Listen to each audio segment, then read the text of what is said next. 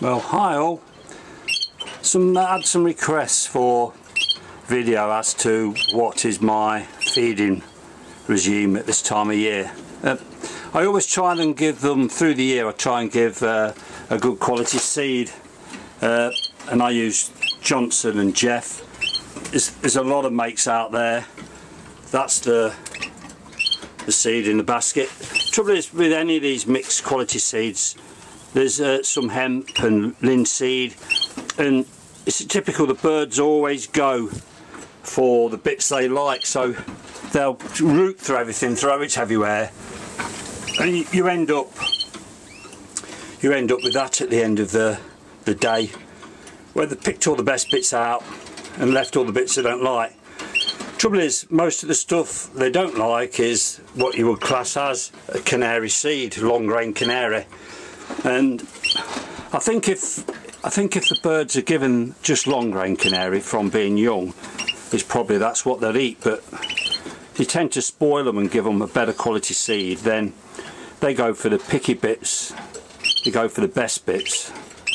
On the continent, I believe all they feed is long grain canary, probably just a teaspoonful a day per bird, whereas there's a lot of seed wasted over here. So, but that's what I do. I use bird sand on the bottom, and there's some Niger in there.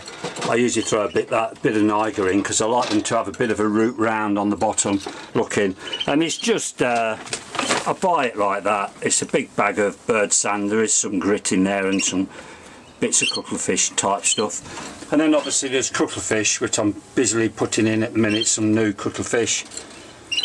I just use a bit of blue tack on the back, warm the blue tack up and stick it to the back wall.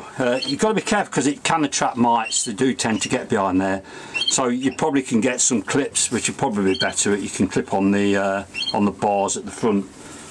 I also am a big lover of this pearl. I buy it in bulk.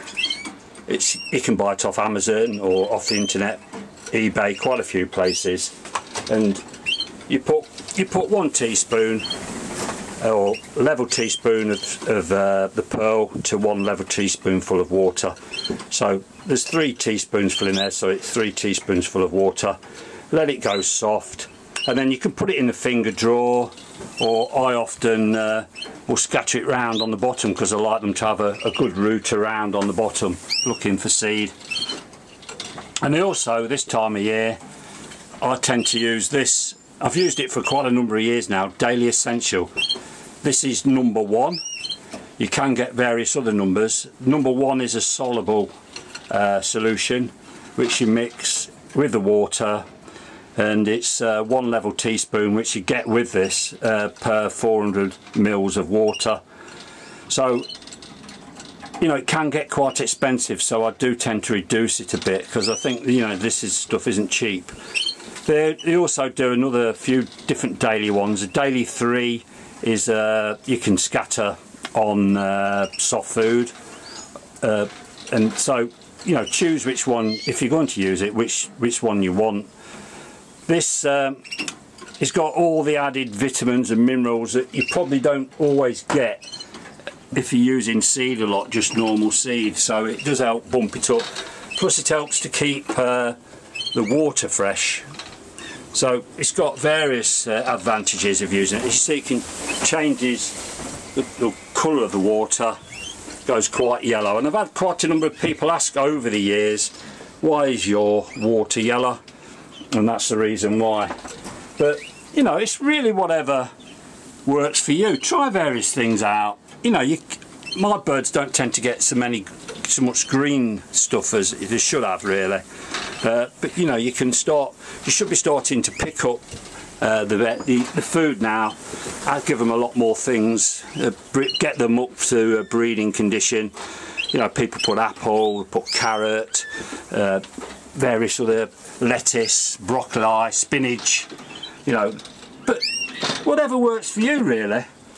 And you know, the trouble is with a lot of the soft food, if like me you're not in here all the while because of work, it can go off, so it can actually poison the birds. So these pearls tend to last a lot longer, and they love it that much. It don't stay in there long, they wolf it down. Plus, if you give this to them now, time it comes to breeding season and you've got young in the nest, they will go to this with no problem at all and feed the young and mix it up with seed and water, so they get a really good balanced diet. The weather's starting to pick up a bit in the UK. The cockbirds, even though it's dark first thing in the morning, I come out here and they're actually singing their heads off. So they're starting to get a little bit interested. The hens are not that bothered yet, but they're busily going through what they do through the day, mucking around on the floor, picking bits up, and you know, they're fine. But there's plenty of time yet, and I don't want to go put them down into the breeding pairs too early, because the weather can change so quickly. And I think that's what did a lot of people last year. You know, they was looking down to go into breeding season, then we got this, what they call the beast from the east, and the temperatures plummeted. And unless you've got heating and a good lighting in your bird room, the birds just didn't know where they were. It might be an excuse, who knows. But there you go. Anyway, I'll make another video soon, and hope everyone else is having a good start and starting good preparation. I'll talk to you later. Bye for now.